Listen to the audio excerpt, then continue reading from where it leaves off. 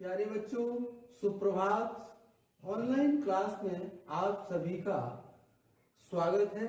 मैं हरिश्चंद्र सिंह, कक्षा 10, विषय गणित, अध्याय सांख्यिकी को अध्ययन कराने के लिए प्रथम कक्षा में उपस्थित हुआ हूँ।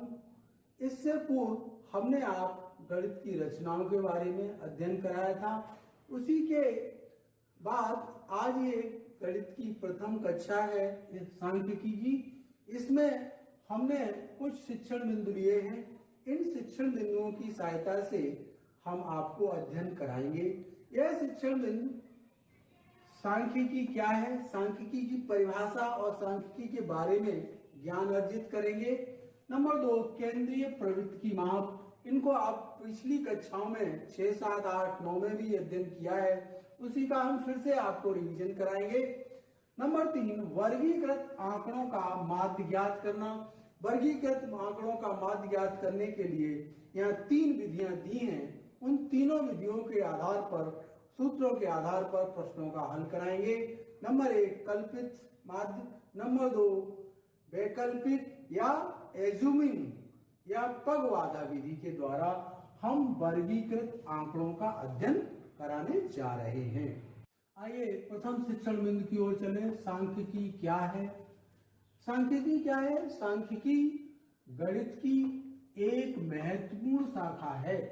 गणित की एक महत्वपूर्ण शाखा है जिसके अंतर्गत असंग्रहित आंकड़ों को संग्रहित आंकड़ों में बदलकर सूचना प्राप्त करते हैं।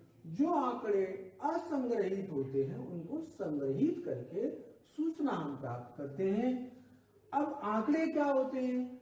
आंकड़े संख्याओं के वे संग्रह जो कुछ सूचनाओं देने के लिए एकत्र किए जाते हैं। एकत्र कैसे किए जाएंगे? आंकड़ों को किसी निश्चित उद्देश्य के लिए एकत्र करते हैं। आंकड़ों का एकत्र करना, हमें ये उद्देश्य होना चाहिए कि इस उद्देश्य के लिए आंकड़ों को इकट्ठा किया, एकत्रित किया गया है। आंकड़े कैसे एकत्र करते हैं? आंकड़े समाचार पत्र जो अखबार आप पढ़ते हैं, पत्रिकाओं जो पत्रिकाएं निकलती हैं उनके माध्यम से, रेडियो के माध्यम से, पूर्व समय में इसका बहुत उपयोग किया जाता था। विज्ञापनों के माध्यम से, विज्ञापन जो निकलते हैं अखबार के माध्यम से, उसके माध्यम से, दूरदर्शन आदि, दूरदर्शन टेलीविजन जिसे कहते हैं, उसके माध्यम से आंकड़े प्राप्त करते हैं। मूल रूप से एकत्र किए गए आंकड़े अव्यवस्थित होते हैं। जो हम आंकड़े इकट्ठे करते हैं वो व्यवस्थित नहीं होते हैं, वो अव्यवस्थित होते हैं, क्योंकि विभिन्न क्षेत्रों से आंकड़ों को हम एकत्र करते हैं। जैसे रेडियो से एकत्र कर लिया, अखबार से कर लिया, टेलीविजन दूरदर्शन से कर लिया। तो आंकड़े कैसे होते हैं? व्यवस्थित नहीं होते, अव्यवस्थित होते हैं। तो उनको पहले हमारा उद्देश्य है आंकड़ों को एकत्र करना, तो हम उनको अव्यवस्थित होते हैं। इनको उद्देश्य प्राप्त करने के लिए, जैसे किसी को कुछ बनाना है, देखना है, तो हमारा उद्देश्य है, उद्देश्य को प्राप्त करने के लिए आंकड़ों को हम उनको व्यवस्थित करेंगे। तो वही मैंने लिखा है, उद्देश्य प्राप्त करने के लिए व्यवस्थित करते हैं, व्यवस्थित करना पड़ता है। दैनिक जीवन में संख्याओं की सारणी के रूप में वस्तु और उनके मूल्य, सारणी के रूप में वस्तु और उनके मूल्य, वस्तु की कौन सी वस्तु है, उसका क्या मूल्य है। दूसरा ये हमने लिखा है रेल के आने जाने का समय। आपने रेल की यात्रा की होगी तो उस पर देखा होगा कौन सी ट्रेन किस समय आ रही है, तो एक सारणी सूचना दी होती है, उस सारणी के माध्यम से सूचना दी होती है। ऐसे ही बस से यात्रा जब आप करते हैं दैनिक जीवन में, ये स्वाभाविक इन चीजों को करना, तो वहां पे बस का आना और जाना दिया होता है, उसके लिए भी बस स्टैंड पे एक सारणी बनी होती है। इसी प्रकार से आपने अपने क्लास में जब जाते हैं तो आपके कक्षा अध्यापक आपकी क्या लेते हैं? सबसे पहले उपस्थिति लेते हैं, तो क्या लेते हैं? रजिस्टर बनाते हैं। और रजिस्टर बना के जब आपकी वार्षिक परीक्षा हो जाती है तो कितने दिन विद्यालय लगा है, कितने दिन आपको उपस्थित हुए हैं आप, तो सब उनके पास क्या आ जाता है, वो सब उनके पास आंकड़ा आ जाता है। फिर आपको उसकी रिजल्ट कार्ड के रूप में आपको दिया जाता है। तो वो क्या कहलाते हैं, आज देखा हुआ ये सारियां हमें आंकड़े उपलब्ध, जो भी सारी है, जो भी बस स्टैंड पे, रेलवे स्टेशन पे आपका उपस्थिति जो रिजल्ट कार्ड मिलता है उस पर भी आपका बना होता है, ये सब क्या होती है, यही सब आंकड़े प्रदान करती हैं। इस तरह से आप देखें कि एक शिक्षक अपने शिक्षार्थी के माध्यम से ये बताता है कि आपको 8 घंटे निद्रा, 6 घंटे स्कूल, 3 घंटे गृह कार्य, 3 घंटे पढ़ाई करेगा घर पर स्वाध्याय और 4 घंटे खेलेगा। तो ये क्या है, ये शिक्षक एक शिक्षार्थी को, अपने विद्यार्थी को समझाता है, पूरे 24 घंटे का रूटीन बताता है। इस प्रकार से सांख्यिकी क्या है, सांख्यिकी एक गणित की शाखा है जिसके द्वारा असंगणित आंकड़ों को संग्रहित आंकड़ों में व्यवस्थित किया जाता है, बदल दिया जाता है। उनसे सूचना जो प्राप्त होती है वो कैसी होती है, गणितीय होती है, अंकों में होती है, इसलिए इसे क्या कहते हैं, सांख्यिकी कहते हैं। अगला शिक्षण बिंदु है केंद्रीय प्रवृत्ति की माप, नंबर 2। वही नंबर 2 है केंद्रीय प्रवृत्ति की माप। केंद्रीय प्रवृत्ति की माप क्या होती है, केंद्रीय प्रवृत्ति का मतलब, केंद्रीय मतलब सेंटर, बीच का बिंदु होता है, उसके इर्द गिर्द दोनों दिशाओं में आगे भी होंगे पीछे भी होंगे, अर्थात उस बिंदु के चारों ओर आंकड़े होते हैं, उसको केंद्रीय बिंदु कहते हैं। अर्थात जो हमें आंकड़े विभिन्न माध्यमों से प्राप्त होते हैं, प्राप्त किए गए आंकड़े होते हैं, प्राप्त किए गए आंकड़ों में एक ऐसी संख्या होती है जो समस्त आंकड़ों का प्रतिनिधित्व करती है। समस्त आंकड़े उस आंकड़े के इर्द गिर्द होते हैं, वो केंद्रीय बिंदु होता है, केंद्रीय आंकड़ा होता है। यह संख्या प्रायः समूह के मध्य में भी हो सकती है या उसके पास की संख्या भी हो सकती है, या तो वो संख्या समूह के मध्य में होगी या उन संख्याओं के पास, किसी भी संख्या के पास होगी समूह में। इसी संख्या के आसपास सभी आंकड़े वितरित होते हैं। जो आंकड़ों की इस प्रवृत्ति को केंद्रीय प्रवृत्ति कहते हैं। आंकड़ों की ये जो वितरण की व्यवस्था है इसी को केंद्रीय प्रवृत्ति कहते हैं। तथा वह संख्या माध्य जिसके आसपास सभी आंकड़े वितरित होते हैं केंद्रीय प्रवृत्ति की माप कहलाती है। उसकी माप क्या कहलाती है, केंद्रीय प्रवृत्ति की माप कहलाती है। केंद्रीय प्रवृत्ति की माप 3 प्रकार की होती है। केंद्रीय प्रवृत्ति की जो माप होती है वो प्रायः 3 प्रकार की होती है। वो नंबर 1 समांतर माध्य, पहला है समांतर माध्य, दूसरा है माध्यिका और तीसरा है बहुलक।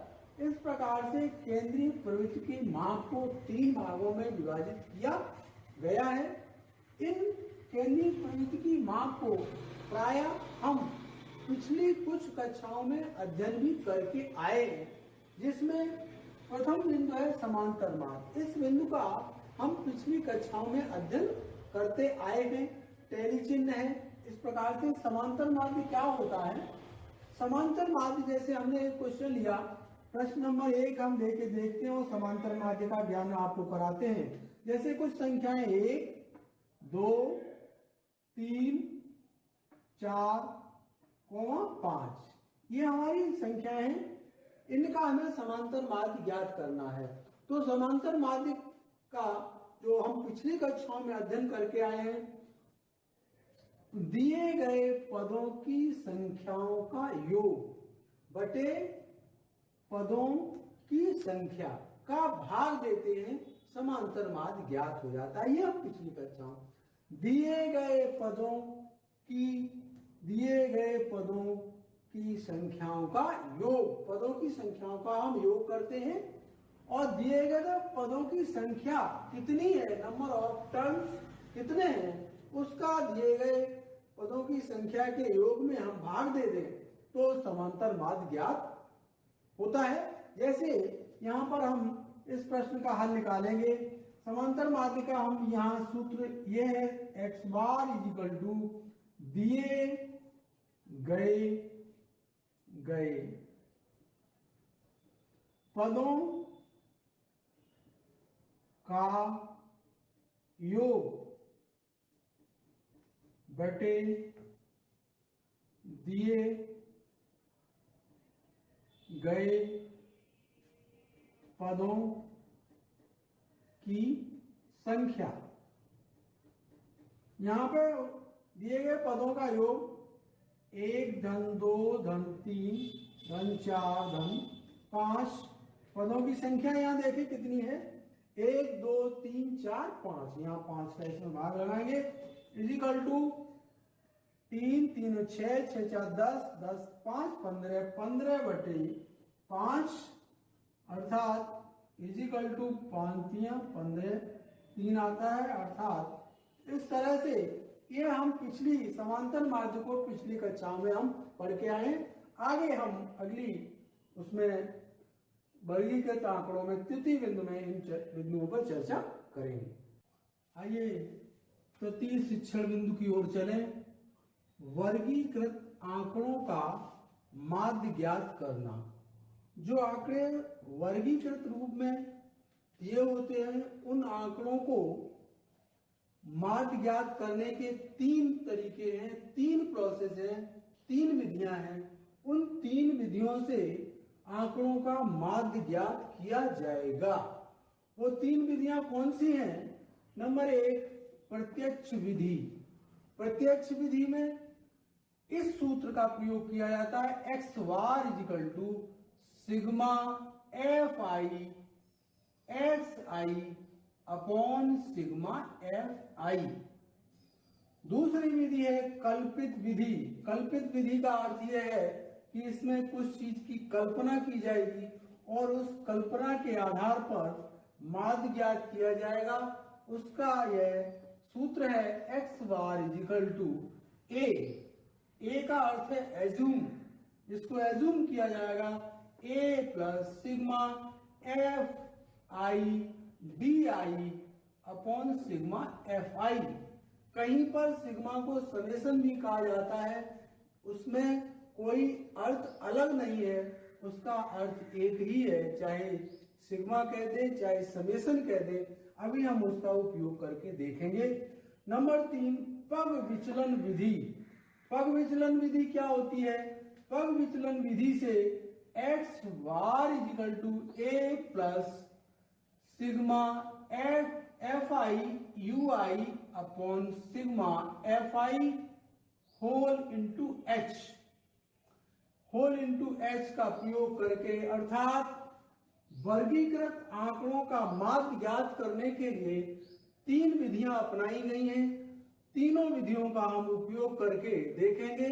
यहाँ पे देखेंगे कि चाहे प्रत्यक्ष विधि को अपना लिया जाए, चाहे कल्पित विधि को अपना लिया जाए और चाहे पग विचलन विधि से प्रश्न का हल निकाला जाए, तीनों विधियों से प्रश्न का हल, प्रश्न का उत्तर एक ही प्राप्त होता है। ये हम आइए करके देखते हैं। तो प्रश्न नंबर हमने प्रथम लिया है ये प्रत्यक्ष विधि से। प्रत्यक्ष विधि का सबसे पहले हमने ये क्वेश्चन है इसको उतारा है, इसको लिया है। प्रत्यक्ष विधि से हल कैसे करेंगे? ये हमारा सूत्र है, मुख्य सूत्र है x bar is equal to sigma F I X I upon sigma F I. सूत्र को सबसे पहले इसलिए रखते हैं कि इसे हमें ज्ञात होना है कि हमें किन किन चीजों की आवश्यकता है, सूत्र में किन किन चीजों की आवश्यकता है, उसी को हम यहाँ पे हल करके देखेंगे। यह प्रश्न है हमारा सी आई का मतलब है क्लास इंटरवल, अर्थात इसकी वर्ग अंतराल है 0 से लेकर 10, 10 से लेकर 20, 20 से लेकर 30, 30 से 40, 40 से 50। ये वर्ग अंतराल दिया हुआ है और वर्ग अंतराल की जो बारंबारता जिसे हमने लिखा है एफ आई के माध्यम से प्रदर्शित की है, इसकी बारंबारता 2, इसकी बारंबारता 6 और इसकी बारंबारता 3 और 30 से 40 की बारंबारता 5 और 40 से 50 की बारंबारता 4। ये प्रश्न में आपको दी हुई होगी। प्रश्न को प्रत्यक्ष विधि से हल करने के लिए हमें xi का मान ज्ञात करना होगा। xi का मान ज्ञात करने के लिए हमें क्लास इंटरवल का ध्यान रखना होगा। क्लास इंटरवल में देखेंगे 0 + 10/2 अर्थात 0 + 10/2 अर्थात क्लास इंटरवल का आधा। 10 का आधा कितना होता है? 5। ये 5 आएगा। इसी प्रकार से 10 + 20 30 होगा। 30 का आधा आएगा 15। यहाँ पे 15 होगा। ध्यान से देखेंगे क्योंकि इन्हीं चीजों का आगे भी हम उपयोग करेंगे। यहाँ पे देखें 20 + 30 = 50। 50 का आधा होता है 25। ये xi निकल के आ रहा है। 30 + 40 70 होता है। 70 का आधा होता है 35 35। ये 35 आ गया। यहाँ पे 40 + 50/2 90। 90 का आधा होता है 45 45। यहाँ पर हमने देखा हमने xi को ज्ञात कर लिया है। xi को ज्ञात करने के बाद हम fi × xi ज्ञात करेंगे। fi xi को ज्ञात करने के लिए आप देखें तो ये है। ये देखिए ये कितना होगा? 5 10 होगा। 5 का दूना 10। इसका उत्तर होगा 15 का गुणा 6 में करेंगे कितना होगा? 90 90 होगा। 25 का 3 में करेंगे 75 75 होगा। और 35 का 5 में करेंगे 175 होगा। 175 ये मान प्राप्त हुए। 45 का जब 4 में मल्टीप्लाई करेंगे तो 180 मान प्राप्त आता है। 180। इस प्रकार से हमने fi और xi का गुणा कर लिया है। अब हमें सूत्र के माध्यम से सिग्मा fi xi का मान ज्ञात करना अर्थात इसको जोड़ना है। इसको जोड़ने के लिए यहां पर सिग्मा समेशन fi xi = इसको जोड़ेंगे तो जोड़ने से 0 5 10 0 और इसको जोड़ने से यहां आएगा 10 3 और ये आएगा 5। 530 जोड़ने से आया सिग्मा fi या समेशन fi। ये होगा समेशन fi = इनको जोड़ेंगे 2 6 8 8 और 3 11 11 16 और 4 20। ये आपका सूत्र के माध्यम से हम इसमें मानों को रखेंगे = सिग्मा fi xi का मान है 530। 530 यहां लगाएंगे बटे सिग्मा fi का मान है 20 0 से 0 काट देंगे। यहां पे आपका मान आएगा 2 का भाग देंगे 2 दूनी 4 और 2 6 12 बचा 2 पंचे 10। अर्थात हमने यहां प्राप्त किया है प्रत्यक्ष विधि से सिग्मा x बार = sigma fi xi upon sigma fi का मान 26.5 प्राप्त होता है। इसी प्रकार से अब हम अगले प्रश्न का माध्य ज्ञात करने का यह द्वितीय तरीका कल्पित विधि से माध्य कैसे ज्ञात करते हैं। x bar = a plus summation fi di upon summation fi। ये हमने फॉर्मूला लिख लिया है। ये वही क्वेश्चन है। इसको इस तरह से xi को ज्ञात करेंगे। इसका आएगा 5 इसका आएगा 15, इसका आएगा 25, ये 5 है, और ये आएगा 35, और ये आएगा 45।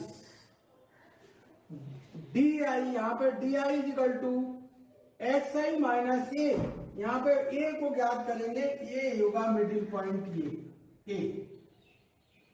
ये middle point. D I is equal to 25 X I minus A, 25 minus 5 minus ये आएगा -20, ये आएगा -10, ये आएगा यहां 25 में से 25 जाएगा 0, 35 से 25 जाएगा 10 प्लस का, और 45 से 25 जाएगा तो ये आएगा आपका 20।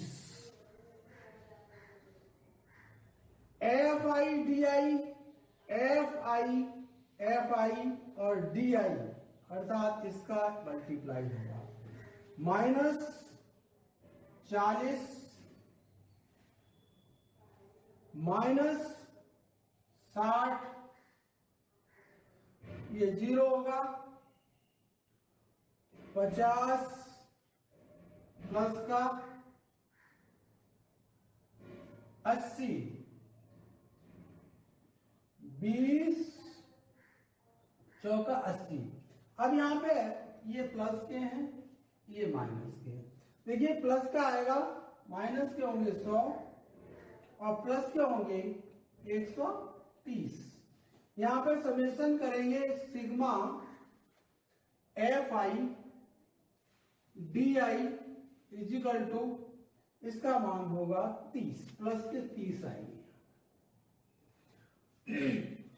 एफ आई का मान sigma F I is equal to 20, ये मान सब इसमें लगा देंगे। ए का मान है 25 प्लस एफ आई डी आई का मान 30, एफ आई का मान 20, 0 से 0 कट जाएगा, इजिकल टू 25 धन 3/2 का मान होता है 1.5, 1.5, इसका मान आ जाएगा 26.5। जैसा कि आपने देखा कि प्रत्यक्ष विधि से भी मान 26.5 आया था और कल्पित विधि से भी यही मान प्राप्त होता है। नंबर 3, पग विचलन विधि। पग विचलन विधि से माध्य ज्ञात करने का सूत्र हमने लिखा है a plus summation F I U I upon summation F I into H. यहां पर इतना भाग कल्पित माध्य से है, ये h हमने और जोड़ा है, तो कल्पित माध्य हमने जो निकाला था, यहाँ पे हमने एफ आई इक्वल टू 20 और एक्स आई का मान निकाल लिया था, a का मान ज्ञात कर लिया था, यू आई का मान हम यहां से ज्ञात करेंगे। U I is equal to D upon H. H का अर्थ है क्लास इंटरवल में बदलाव, अर्थात 0 से 10 यानी 10, 10 से 20 10 का अंतर है, 10 से 30 10 का अंतर है, 10 से 30 से 40, अर्थात h हाइट जो है वो 10 आती है। तो यहाँ पर यू आई ज्ञात करने के लिए d अपॉन एच को ज्ञात करने के लिए d का मान है 20, h का मान है 10, तो -20/10 इज इक्वल टू -2। इस प्रकार से ये -1, ये 0 और ये 1 और ये 2, इस प्रकार से डी यू आई का मान हमने प्राप्त कर लिया। You I F I into you I, F I का ये है यू आई -4 -2 इंटू 2 -1 इंटू 6 -6, यहाँ आपका 0, 1 into 5, 5, 2 into 4, 8। यहाँ देखें ये माइनस का 10 आता है और ये प्लस का 13 आता है। यहाँ सिग्मा समेशन या sigma FI UI is equal to 3 प्राप्त होता है। इस पग विचलन विधि में जो सूत्र दिया है हमने ज्ञात किया है उसमें इसको रख देते हैं, इज इक्वल टू 25 ये दिया हुआ है प्लस FI UI समेशन दिया है 3 अपॉन F ये 20 इंटू H का मान 10, 0 से 0 कैंसिल हो जाता है, 25 plus 3 upon 2 is equal to 25 plus 1.5 is equal to 26 26.5। यहां हमने ये देखा कि वर्गीकृत आंकड़ों का माध्य तीनों विधियों से एक ही प्राप्त होता है जिसका मान 26.5 प्रत्यक्ष विधि से भी, कल्पित विधि से भी, पग विचलन विधि से भी, तीनों विधियों से इस माध्य का मान इतना ही प्राप्त होता है। आज आपने प्रत्यक्ष विधि, कल्पित विधि, पग विचलन विधि के द्वारा जो अध्ययन किया है उसी में एक प्रश्न हमने आपको दिया है गृह कार्य के लिए। यह प्रश्न इस प्रकार से है, देखें आप, ये क्लास इंटरवल है, ये FI है बारंबारता, इसके अब ये है, इसकी ये बारंबारता है, इसकी ये है, इसकी ये है, इसकी ये है, और ये इस तरह से बारंबारता दी है। तो प्रत्यक्ष विधि से इसका मान ज्ञात करेंगे। आशा है आप इस प्रश्न को अच्छी तरह से ज्ञात कर लेंगे। अगली कक्षा में आप बहुलक को आंकड़ों विधि द्वारा कैसे ज्ञात करते हैं उसको थोड़ा सा अध्ययन करके आएंगे, जिससे आपको कल हम कक्षा में बताएंगे तो आप आसानी से उसको समझ भी सकते हैं। आज की कक्षा का यही समापन होता है। आशा करता हूँ